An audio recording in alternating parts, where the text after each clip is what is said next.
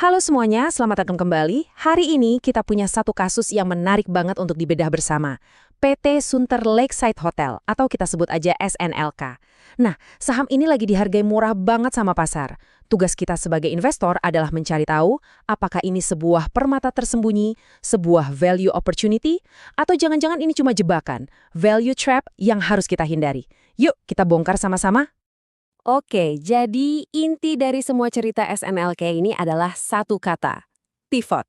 Sebuah perubahan strategi yang super ambisius. Bayangin, setelah 30 tahun nyaman jadi hotel korporat, mereka sekarang banting setir mau jadi resort dan pusat konvensi modern. Ini bukan sekedar ganti nama ya, ini pertaruhan besar yang bakal menentukan nasib perusahaan ke depan. Analisis kita akan kita buat terstruktur biar gampang dicerna. Pertama, kita kenalan dulu sama perusahaannya. Terus kita lihat medan perangnya di pasar hotel Jakarta. Setelah itu kita intip dompet mereka. Kita bedah keuangannya, kita bandingin juga sama saingannya, identifikasi apa ancaman dan peluangnya, dan terakhir kita sampai ke vonis akhir, beli atau tinggalin. Oke, kita mulai dari bagian pertama. Siapa sih sebenarnya SNLK ini dan apa yang membuat mereka merasa, wah kita harus berubah sekarang? SNLK ini bukan pemain kemarin sore loh, mereka udah ada dari tahun 1991. Tapi yang menarik, mereka baru IPO di 2021 dan gak lama setelah itu di 2023 langsung tancap gas rebranding. Ini sinyal kuat bahwa manajemen sadar cara lama udah gak bisa dipertahankan lagi di pasar yang terus berubah. Nah, disinilah perubahannya kelihatan jelas banget. Dari yang tadinya hidup dari tamu-tamu kantor, sekarang mereka mau menggayat keluarga yang lagi liburan, dan yang lebih penting, pasar MICE, industri rapat dan konvensi skala besar. Ini seperti ganti mesin, bukan cuma ganti cat. Pertaruhannya gede banget. Pertanyaannya, apakah strategi baru ini bakal berhasil? Sekarang, mari kita lihat kondisi di luar sana, kondisi medan perangnya. Karena kan strategi sebagus apapun bakal sia-sia kalau kondisi pasarnya nggak mendukung sama sekali. Coba lihat data ini. SNLK itu bermain di segmen bintang 4, yang ternyata menguasai hampir 42% pasokan kamar di Jakarta. Ini adalah segmen yang paling padat, paling sesak. Artinya apa? Persaingannya brutal. Ibaratnya, mereka ini sengaja memilih berenang di kolam yang isinya paling banyak hiu. Tapi, nah ini dia yang aneh dan menarik. Di tengah persaingan yang begitu ketat, segmen ini justru berhasil naikin harga kamar rata-rata sebesar 4,5% dari tahun ke tahun. Ini sinyal penting teman-teman. Artinya, meskipun ramai, permintaan di segmen ini masih cukup kuat. Masih ada pricing power tersembunyi di sini. Tabel ini memperjelas gambaran besarnya. Coba deh fokus ke tingkat hunian atau okupansi di segmen bintang 4. Cuma 58,4%. Artinya, hampir setengah dari kamar yang ada itu kosong setiap malam. Ini benar-benar menegaskan betapa sulitnya lingkungan bisnis yang harus mereka hadapi setiap hari. Oke, kita udah lihat kondisi pasarnya. Sekarang, waktunya kita intip dapur mereka. Kita bedah laporan keuangannya. Apakah kondisi finansial SNLK seberat kondisi pasarnya? Yuk kita lihat angkanya bicara apa. Kita mulai langsung dari angka yang paling penting. Rugi bersih 2,5 miliar rupiah di kuartal pertama.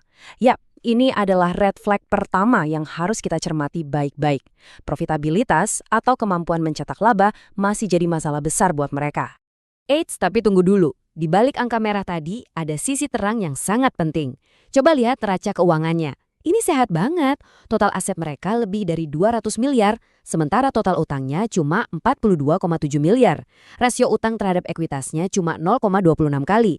Ini artinya fundamental mereka kuat, mereka nggak punya beban utang yang berat. Ini adalah tameng mereka. Oke, sekarang kita udah kenal sama jagoan kita. Kita udah tahu kondisi internal dan pasarnya. Sekarang, mari kita lihat gimana posisi mereka kalau diadu sama para pesaingnya, yang juga ada di bursa saham.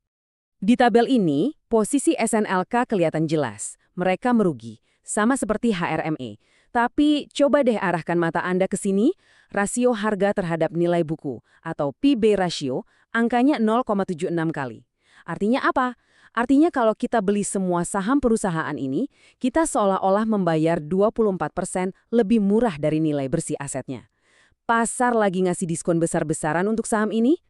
Nah, kutipan ini menjelaskan dengan sempurna kenapa harganya didiskon. Pasar itu pada dasarnya rasional.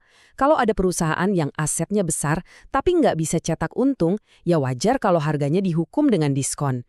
Ini bukan anomali, ini adalah logika pasar yang sedang bekerja. Baiklah, cukup melihat ke belakang dan kondisi saat ini. Sekarang, mari kita coba jadi peramal sedikit. Kita lihat ke depan. Apa sih ancaman terbesar dan peluang terbaik yang bisa menentukan nasib SNLK di masa depan? Coba, kita berhenti sejenak dan sama-sama berpikir. Di tengah semua tantangan yang ada, apa satu hal yang bisa jadi ancaman paling fundamental yang bisa ngubah peta permainan secara total bagi mereka? Jawabannya, pemindahan ibu kota. Ini bukan ancaman biasa. Ini bisa jadi ancaman eksistensial. Kenapa?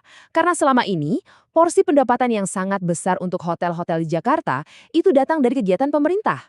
Kalau pusat pemerintahnya pindah, sumber permintaan ini bisa mengering secara permanen. Tapi, ingat, di mana ada risiko, di situ ada peluang. Ini dia 3 kartu as yang bisa dimainkan SNLK. Pertama, dan ini yang paling penting, eksekusi strategi waterfront resort mereka. Kalau ini sukses, ketergantungan mereka sama bisnis pemerintah bisa berkurang drastis. Kedua, ledakan pasar mais dari sektor swasta. Dan ketiga, bisnis makanan dan minuman mereka yang bisa jadi jaring pengaman pendapatan kalau hunian kamar lagi sepi. Baik, kita akhirnya sampai di bagian terakhir. Momen penentuan. Setelah kita menimbang semua faktor, dari sisi baik dan buruknya, saatnya kita menarik kesimpulan. Apakah SNLK ini layak masuk ke portofolio kita? Jadi, inilah ringkasannya. Kekuatan utama mereka ada di asetnya. Lokasinya strategis, neraca keuangannya sehat, tapi kelemahannya ada di profitabilitas dan prospek pasar. Terus-terusan rugi, persaingan super ketat, dan ada ancaman besar dari pemindahan IKN. Benar-benar pertarungan antara aset yang solid dan masa depan yang abu-abu. Angka ini, P/B ratio 0,76 kali, pada dasarnya merangkum semua dilema yang kita bahas tadi. Pasar seolah-olah bilang begini, kami tahu nilai asetmu besar, tapi karena kamu nggak bisa hasilkan untung dan risikonya gede banget, kami cuma mau bayar 76 sen untuk setiap $1 nilai asetmu. Nah, inilah pertanyaan terakhir yang saya lempar kembali kepada Anda sebagai investor.